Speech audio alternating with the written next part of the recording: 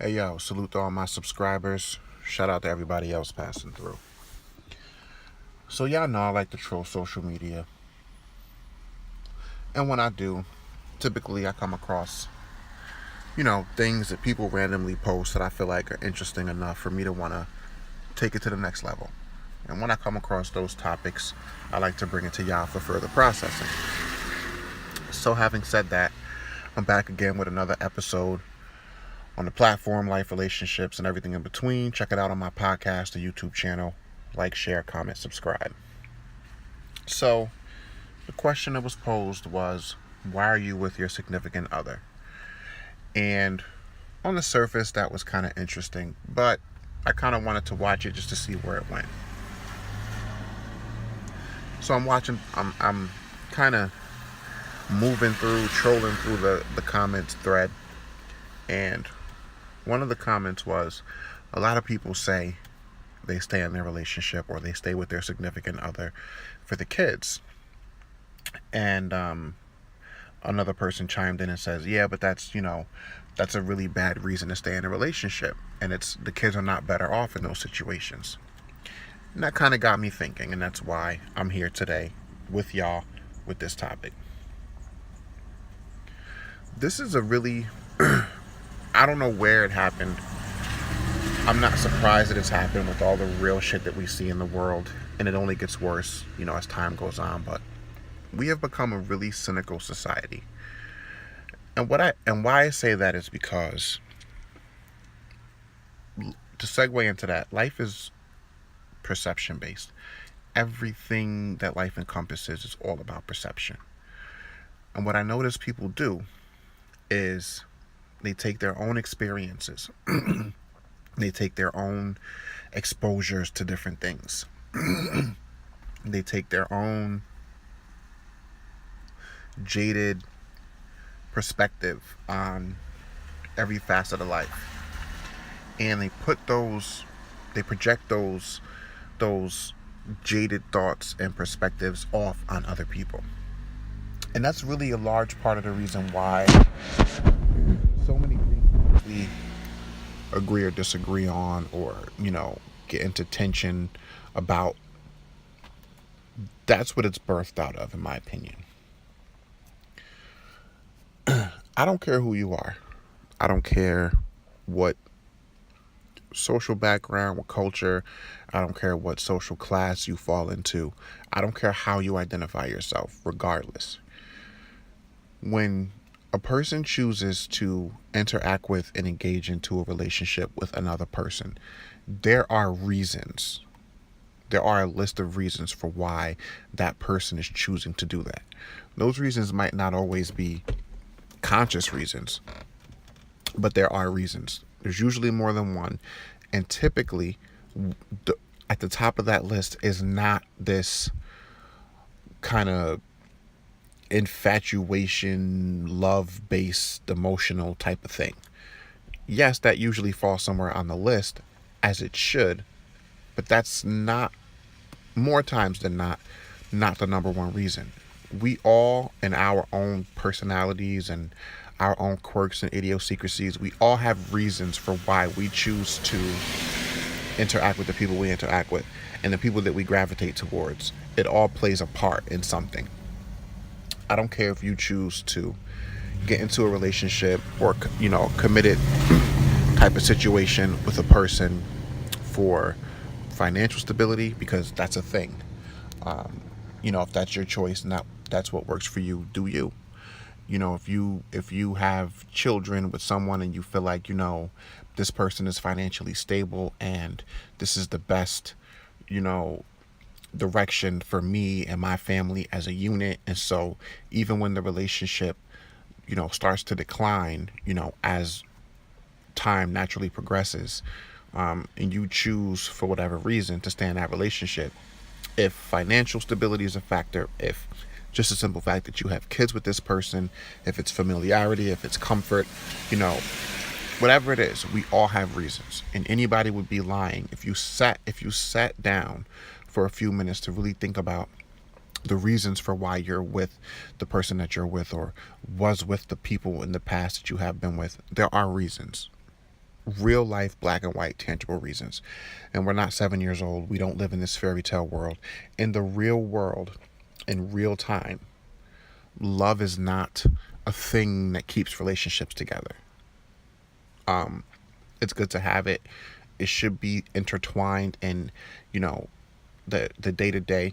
But the business of being in a relationship, the business of making a marriage work, the business of making a family work and keeping a family unit functioning has nothing to do with love in the real world. Love transpires into other things, but the actual business of being in a relationship, there are typically reasons and hopefully well thought out and educated reasons for why you choose to get into or stay in a relationship. Now, here's my problem with the people who say if you stay in a relationship for the children, it's not good. Here's my problem with the thought process of those people. One, I believe that thought process comes from the fact that you hear a person say that they are in their relationship or not leaving their relationship or have stayed in their relationship throughout trying times because of the fact that there's a family, that there's children that need to be raised and developed. You see that as a bad thing because automatically your mind jumps to, well, that relationship must be a toxic relationship. It must not be a healthy relationship if the only reason that is keeping you is the fact that there are children.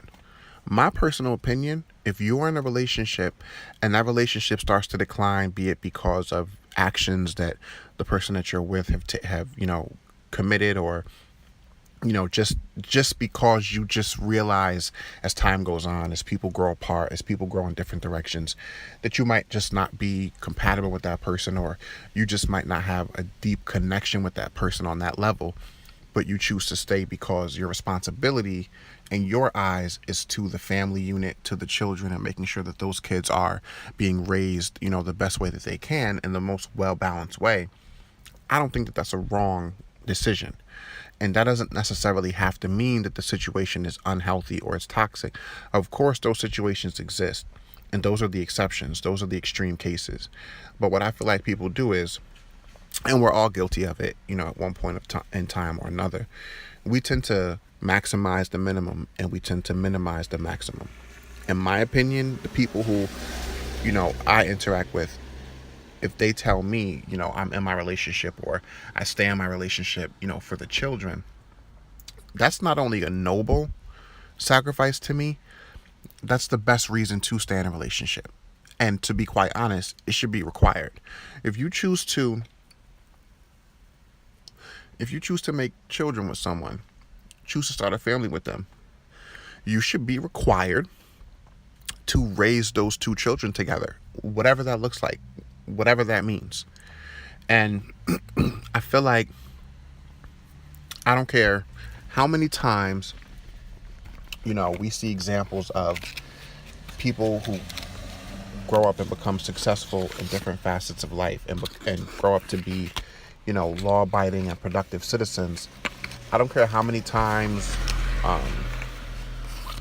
Kevin Durant gets on TV and says, my mom's the real MVP. She raised me by herself, blah, blah, blah. That's excellent. And there's definitely countless number of cases where that is true.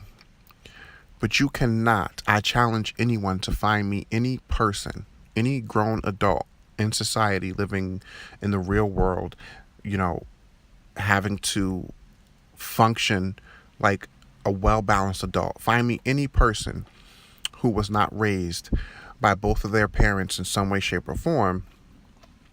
Find me a person who's completely well-balanced. You can't. And this is my opinion, and I don't really care who disagrees with it. Nature has specific intentions for everything. If it takes two people to procreate, and I'm not talking about, this is barring, technology and same-sex couples, and they get these scientific, procedures done to have kids. Great, more power to you. I'm talking about biology. It takes two people of the opposite sex to create a living human being. I'm talking biology, 26 chromosomes. I'm talking dominant and recessive traits. I'm talking science. I'm talking nature. How is it logical that it takes two completely different people with their own sets of cells and genes and whatever to create a person, but then it doesn't take two people to develop that person? It doesn't take the two people that created that person to help raise and mature and nurture that person into being the most well-rounded person that they could be? It's impossible. It's fucking impossible. And that's my 100% unfiltered, wholehearted, truthful, honest opinion. And anybody who disagrees, great. And I challenge you to give me reasons why. And before you do that, and I'm talking to the trolls, don't jump in my comments and talk about all of the exceptions or all of the extreme cases, because I've already iterated that I'm not talking about that. I'm talking about the average, everyday person. See, the thing about it is that people act like they realize, but they don't. And you hear it all the time. People say, oh, well, two parents don't have to be together to be in their child's life, in their child's lives. And that's true. But when you decide to create another person, your life is no longer about you. And I think the problem is, somewhere along the way in our society, it stopped being about our responsibilities and it started being more about people wanting to make choices that are best for them rather than people who make choices that are for their children. When you become a parent, when you have children, your life is no longer about you. And there are things that you are, if you're going to be a good parent, if you take the job seriously, there are things that naturally you're going to sacrifice, as there should be. But the ultimate sacrifice that I don't see enough parents making is the ultimate sacrifice of your happiness. And I don't mean that in an extreme way. Obviously your happiness is important, for the purpose of you continuing to be, prosperous in your everyday life. But when you're a parent, what you would prefer should come second, always. And it's my opinion that people look at when everything goes bad and they say, well, you shouldn't be expected to stay in a bad relationship just because you have kids. And again, I'm not talking about the relationships where, it's physically abusive, there's real danger involved. I'm talking about the everyday average relationship of a person who just might not be the happiest for whatever reason, be it things that have been done to them throughout the course of that relationship, or, people who just grow apart and maybe just aren't the happiest together, but choose to stay together, one person or the other, because they take their job as a parent seriously and they don't want to break up that family unit. Why is there anything wrong with that? For that person making that ultimate sacrifice and putting their kids first, because it should be that way. That's what it should be. And I think when you jump to, well, if that person's unhappy, they shouldn't stay just because but if people really in a family unit put the fact, that they're parents and that they have real living, breathing human beings to focus on and to raise and to nurture and to mature into productive members of society who are self-sufficient enough to go on and live their own lives and be well-balanced grown-ups, I think if people took that job deadly seriously from the beginning, a lot of the issues that do develop in grown-up relationships wouldn't happen in the first place. And I believe that shit 100%. Because if they say the number one reason for divorce is financial, what do we think the close second reason is? Some form, some way, shape or form of infidelity, or someone being disloyal in that relationship. That's the very close second. And then after that, whatever else falls third, fourth, and fifth are very minuscule and minor to me. And two biggest reasons are financial and infidelity. So for the people who choose to get into and stay into relationships for financial stability, you can't say that that's wrong, because that's supposedly the number one reason for divorce: financial troubles. And then the very next reason is because people just feel like they can't trust the person they're with because of actions or choices that they may have made.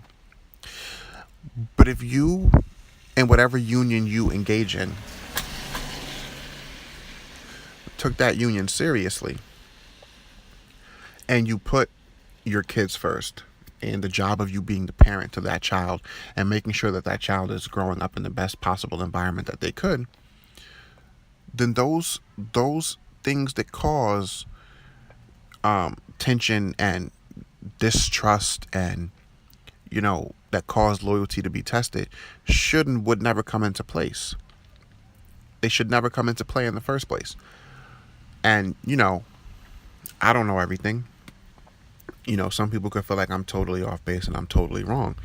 But in my opinion, I feel like we've gotten so far off track, from what is important and what should be the focal point of the family unit, which is the children who are the future, who are supposed to carry on the family name, carry on the legacy that we are trying to build when we're gone.